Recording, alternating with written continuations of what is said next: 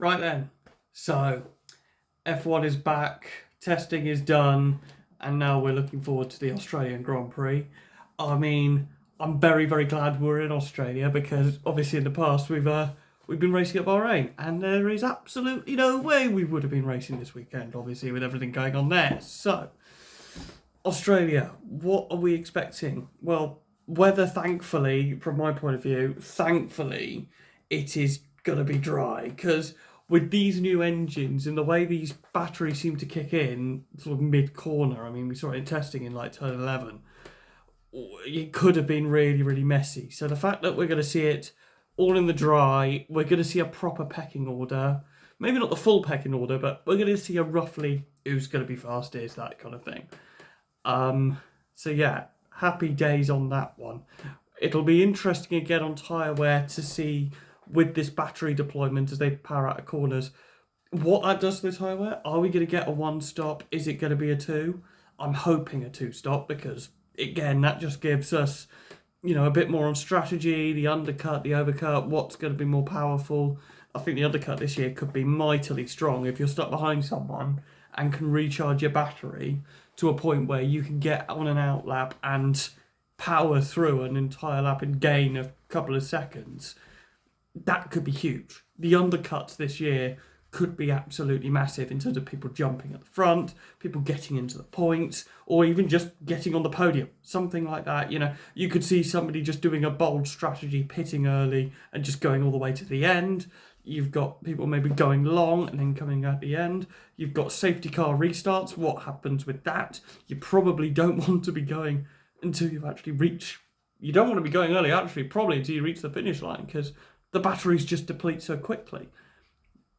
So what's going to happen there if we do get a safety car is going to be interesting. But my God, Aston Martin. I mean, I made a little video about Aston Martin, but they're not going to be able to complete the race. And I'm going to be honest, from a safety point of view of the drivers, I really am going to be honest, I don't think they should start the Grand Prix. If you've got a car which within 15 laps is going to give nerve damage to your drivers due to the vibrations of it, that car isn't safe. And F1 need to... I don't know whether F1 could do something about it, but that car isn't safe. If a car can't complete a full Grand Prix, should it even make the start if we know it can't complete it? I don't know what the rules are on that particular one. I mean, if that Aston is horrendously slow, the 107% rule could come in anyway, which might, be sort of a saving grace for them. It's going to be interesting to see what happens there because we just know that, there's two DNFs or two DNSs, whichever one they choose. We've got that guaranteed. And one of my predictions I put on my social media was that we were going to get 7 DNFs in a race, or seven and above. There's 2 straight off the bat that I know I'm going to get. So I just need 5 more, which can just be through engine failures or crashes and stuff. We've seen that happen at Australia where people have gone in the wall. The madness of 2023, obviously off that safety car restart right at the end with the Alpines. You've got Russell who went in the wall sort of in the last couple of laps at like turn 6, with obviously Alonso, ironically. So yeah, I'm hoping that something gets resolved in that because we're about 6-7 hours out here from when I'm recording this video. I'm about 7 hours away from free practice 1, being in the UK. Not going to be watching free practice, but I'll catch up on it when I wake up and that sort of thing, and see what's been going down. Do a little deep dive into what the guys are saying about long run pace and bits and pieces. We will have had a quali run as well, so we'll get an idea of the order. Still, people might not be showing their full hand, although I think it'll be very silly not to show your full hand, or pretty much all of it by now, because again, you need to see how your car performs under those high stretches of when your battery's at full deployment and your car's going to be flying through the bends at high speed. We saw it a bit with Ferrari, with Charles Leclerc and the way he was at the back end of testing, but we don't really know 100% where Mercedes and Red Bull and McLaren are going to be. We roughly know that Ferrari are going to be up there with the speed they were. So we know Ferrari are going to be there or thereabouts. We don't know about those other 4. We don't know if somebody else has just hidden pace and is suddenly going to unleash it. I'm just hoping that it's close. And my fear is if we do end up with two cars right at the front that are 7/10 clear, you're pretty much saying championship over for everybody else because it's going to take that long to get it back. But then again, that could just be a uniqueness of Australia. I mean, look at Lewis Hamilton's record in Australia when he's won his World Championships. 2014, DNF. 2015, he won. 2016, he came second to Nico Rosberg. 2017 and 2018, he lost out to Ferrari. 2019, Bottas won it by about 30 odd seconds.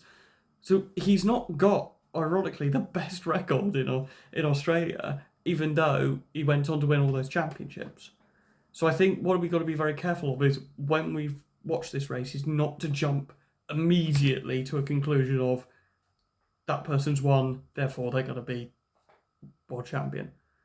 They're going to win, therefore they might be in contention. Button in 2012, McLaren dominated that race and ended up being absolutely nowhere through reliability and car issues and, just not being able to develop the car properly, and ended up being a battle between, Alonso and Vettel that year. And also that year actually ended up being 7 different winners in 7 different races. Now, we're probably not going to get that, but I'm hoping so, as we all are. Different race winners, you want first-time wins, you want those celebrations on the podium where people are, all those mechanics are going absolutely berserk on the pit wall. So, in terms of a few predictions, I think, who am I going to go for I think on pole, do I go Mercedes because everybody's going Mercedes, or do we go with somebody like a Leclerc who's pretty quick round there? Or do we just go Verstappen because he's Max Verstappen and he's probably got a hang on these rules better than anyone? Let's go with Leclerc for pole. I think race win, though, it'll probably be the Merc. I think they've probably got better long-run pace. So, and the fact that Antonelli's, that substance that Antonelli can actually take this weekend, and it's legal in Australia to take, therefore he's probably going to do well. So we'll go for a 1-2 for Mercedes with Leclerc in third. We will... What else are we going to say? I think I'm hoping for a 2-stop, and I think we're going to have a safety car on lap 1. I think it's going to be one of those ones where we're going to have all that drama and everyone's going to be like, let's go. And then suddenly, okay, right, settle down. We're under safety car. Somebody's gone in the wall at turn 4 or something. Although going in the wall at 4 means you probably meant you've made contact with someone. So if somebody does go in the wall at 4, which is quite rare, then that's definitely going to be interesting. But yeah, Australia, it's a fantastic race to start off with. It's a brilliant track, street track. The Aussies are absolutely bouncing. Oscar Piastri, obviously, will be trying to break the curse and trying to get a podium for the first time, and that's on home soil. I mean, remember that Mark Webber never managed to do it when he was in the Red Bull. McLaren are going to be there, but I just don't think they're going to have the all right raw pace that Mercedes and Ferrari will have. I think if Australia was like race 5 or something, I think that's when McLaren, because they've got the track history of developing the car. They've got the people in place where they can develop the car and move it forwards. Red Bull, also the same. The thing that we haven't seen with Mercedes and Ferrari in recent years is developing that car forward. Ferrari, maybe you could argue back in 2024, but then they just decided to randomly just abandon all of that, even though on occasions they had the quickest car, and they abandoned that for 2025. So it'll be interesting, and I'm hoping that, again, we see teams like Cadillac, be competitive. Audi coming in, it'll be interesting to see where they are. I mean, that midfield could be absolutely anything. I mean, being asked once to see what's your Constructors' Championship order, and it's like, I don't have a clue. You're looking at it going, Haas, Alpine, Racing Bulls, and Audi, because Audi was formerly Sauber, obviously, so I'm going to say those 4. It could be anything. It's like the mid-table of the Premier League.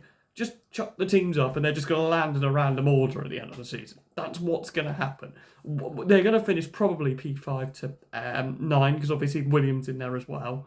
They're going to finish P5 to P9. But what order? Well, it won't be the same order as it will be in Australia. Like, there's that meme that goes around in 2025 where the top 5 drivers finished in the top 5 overall in the standings at the end of the season. So it literally nothing changed from lap 1 Australia to the end of the season. Obviously that's not true, but it went literally, it told us the story. I can't see that being the case this time around. I think there's going to be so many twists and turns. There's going to be drivers going on streaks. There's going to be incidents. There's going to be crashes. There's going to be people trying to make moves. There'll be people working out how do you manage your battery more efficiently. Do you save it up if you're faster? Do you just save it and then just use it all on a lap to be able to get by? So that's going to be interesting. If you're stuck behind someone, you get your pit stop wrong or you break front wing. If you're stuck behind slower cars, how do you, with your battery, get past these cars? I saw we've got 5 active aero zones. I mean, it's a bit like the DRS when playing on the F1 2011 game. When you were in qualifying, you could just open DRS whenever you wanted. I don't know how I feel about 5 active aero zones, but if it's going to create a good race, then I'm all for it. And as long as it's safe, I'm all for it. The Aston Martin, what have you done? What on earth have you done? You've created a car that can't complete half a race distance and could permanently damage your drivers. They did all this work with the factory, the wind tunnel, upgrading it all. They got Adrian Newey on board, and they've got an engine that's gonna literally shake everything to bits. I mean, Honda, is this worse than 2015 in terms of Honda engine? Be interesting to see the comparisons, because at least with 2015 they finished the first race of the season. Well, one of them did. One of them didn't make the start, and one of them actually made the end. It sounds like this time neither of them are even going to make the end, and neither of them maybe won't even start. Honda have generally might have produced, in terms of net versus everybody else, a worse engine than what they did in 2015. Now, recently they've had that success, but how long is it going to take them, with this cost cap ruling and what they can invest in this engine, how long is it going to take them to fix it? China's the following weekend, and assumedly we're not going to be able to fix it by then either. And with China, you've obviously got that back straight. That's going to be interesting. That back straight in China, I mean, I'm probably skipping ahead here, but when do you use your battery? Do you just use it all at the start and then you just suddenly just slowly decreasing speed, and then the people behind you use the slipstream to get past?